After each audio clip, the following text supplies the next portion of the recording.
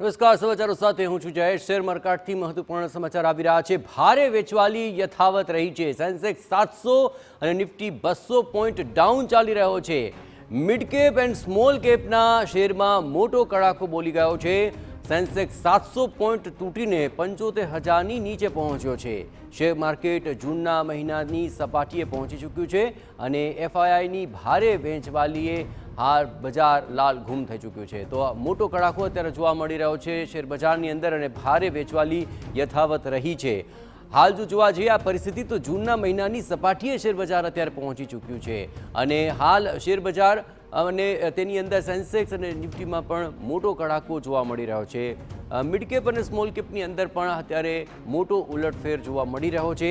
તો શેર બજારની પરિસ્થિતિમાં અત્યારે સૌથી મોટું અત્યારે ડાઉન ચાલી રહ્યું છે માર્કેટ અને મિડ કેપ અને સ્મોલ કેપની અંદર પણ શેરોની અંદર કડાકો બોલી ગયો છે। આ વખતે ઇન્વેસ્ટર્સ ઘણી જ સલાહ મશવરા બાદ ઇન્વેસ્ટ કરવાની સલાહ આપી રહ્યા છે, પણ સેન્સેક્સમાં 700 પોઈન્ટનો આજે કડાકો બોલી ગયો અને આ તમામ પરિસ્થિતિઓને જોવા જઈએ તો જૂન મહિનાની અંદર જે સપાટી હતી તે પ્રકારની પરિસ્થિતિ અત્યારે માર્કેટમાં છે। તો માર્કેટ એક્સપર્ટ જયદેવસિંહ ચુડાસમા આપણી સાથે જોડાયા છે।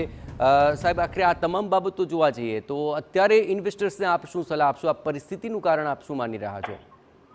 બિલકુલ, ભારતીય શેરબજારમાં અત્યારે જોવા જઈએ તો ઉપલા લેવલથી સારો એવો ઘટાડો આવી ચૂક્યો છે।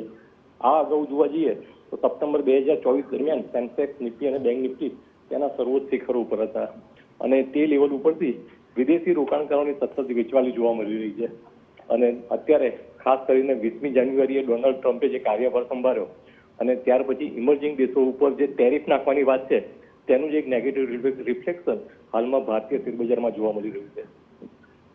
બિલકુલ, આગામી સમયમાં આપ કોઈ કરેક્શન જોઈ રહ્યા છો ખરા?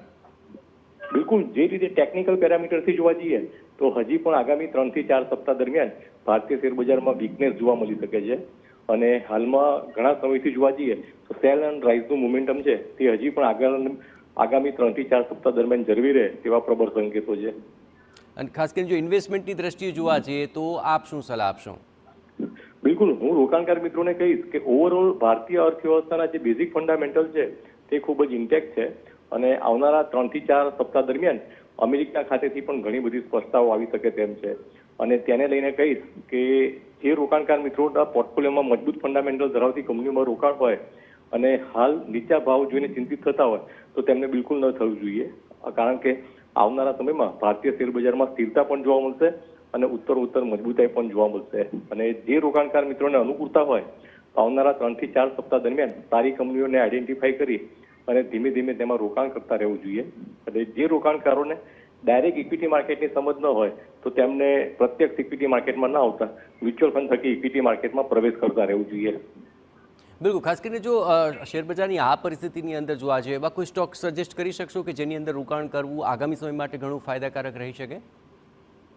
બિલકુલ, હું કહીશ કે અત્યારે વિદેશી રોકાણકારોની સતત વેચવાલી જોવા મળી રહી છે તો ખાસ કરીને એવા સ્ટોકને આઈડેન્ટિફાઈ કરવા જોઈએ કે જેમાં વિદેશી રોકાણકારોનું રોકાણ પ્રમાણમાં ઓછું હોય અને ખાસ કરીને સ્થાનિક લેવલે જે ભારત સરકાર છે તે એવા સેક્ટરને ઉત્તેજન આપતી હોય તો તેવા સેક્ટરમાં હું કહીશ કે તેવા સેક્ટરમાં ડિફેન્સ સેક્ટર છે, રિન્યુએબલ એનર્જી સેક્ટર છે, ત્યારબાદ ગ્રામીણ અર્થવ્યવસ્થા પર જે રીતે ગવર્મેન્ટ ફોકસ આપી રહી છે તો એફએમસીજી સેક્ટર અને કન્ઝ્યુમર ડ્યુરેબલ સેક્ટરની જે પસંદીદા જે કંપનીઓ છે તેના ઉપર રોકાણકારોએ રોકાણ કરતા રહેવું જોઈએ।